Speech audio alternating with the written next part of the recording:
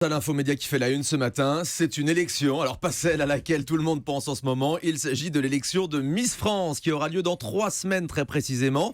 Nous saurons qui sera donc la prochaine Miss France qui représentera le glamour à la française pendant 1 an. Les premières informations tombent déjà. Jérôme Mevchenko, hier TF1 a dévoilé le nom des jurés de cette édition 2017. Oui, des jurés dirigés cette année par une présidente on ne peut plus glamour. Il s'agit d'Ariel Dombal, une artiste qu'on a d'ailleurs déjà vue dans ce rôle. C'était en 2009 pour l'élection de Malika Ménard.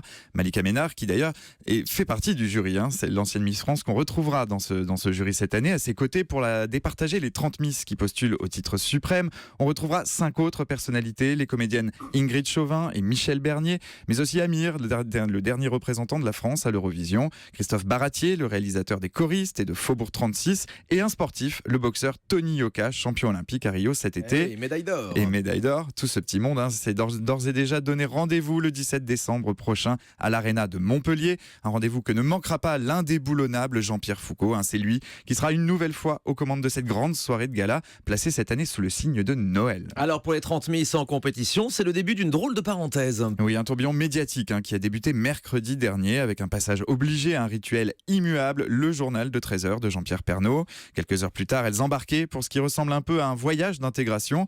À l'heure où nous parlons, les 30 Miss régionales sont en vadrouille à La Réunion. L'objectif est de créer une plus grande cohésion entre elles, de travailler les automatismes. C'est là aussi qu'elles se prêteront à leur première séance photo, qu'elles rencontreront déjà quelques journalistes et qu'elles feront un peu de sport pour sculpter encore un peu plus leur physique. Pour les épauler, elles pourront compter sur la présence bienveillante de leur chaperonne, Sylvie Tellier. La patronne de la société Miss France fait partie du voyage. Elle a été éliminée de Danse avec les stars au début du mois, vous le savez. Un mal pour un bien. Oui, d'ailleurs, on peut se demander comment est-ce qu'elle aurait fait si elle avait continué l'aventure de Danse avec les stars, Sylvie Tellier. Alors quoi qu'il en soit, l'élection de Miss France reste un événement télé incontournable. Oui, un événement qui réunit un public très large. L'année dernière, 8 millions de téléspectateurs avaient suivi le sacre d'Iris Mittener, un score très élevé pour TF1.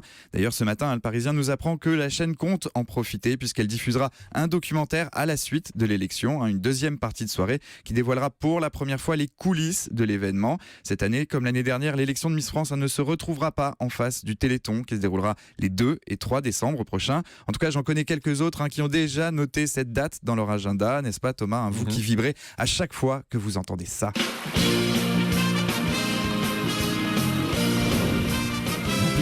Très bien le salut des Miss.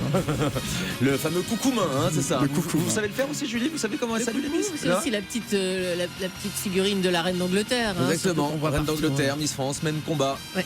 Le fameux coucoumin qu'on retrouvera donc le 17 décembre sur TF1. C'est terminé, Jérôme? C'est terminé. Je vous laisse aller faire votre choix parmi les 30 Miss. Elles ont été dévoilées dans la presse cette semaine. Il y a de très beaux spécimens, si on peut dire. Oh, dites pas spécimen pour les filles. Alors, il y a de très très belles filles. Très belles femmes, elles sont actuellement à La Réunion si vous voulez aller les voir. Voilà, en voyage Des belles d'affaires. plantes au soleil. C'est bien vu. Merci beaucoup, Jérôme. On se retrouve dans un instant sur Europe 1 avec le zapping. Et puis tout à l'heure, nous serons en ligne avec Harry Habitant, l'homme aux 12 millions de spectateurs dans les salles pour le film Qu'est-ce qu'on a fait au bon Dieu. Ce sera l'un des événements TV du week-end. Et on en parle dans un instant sur Europe 1.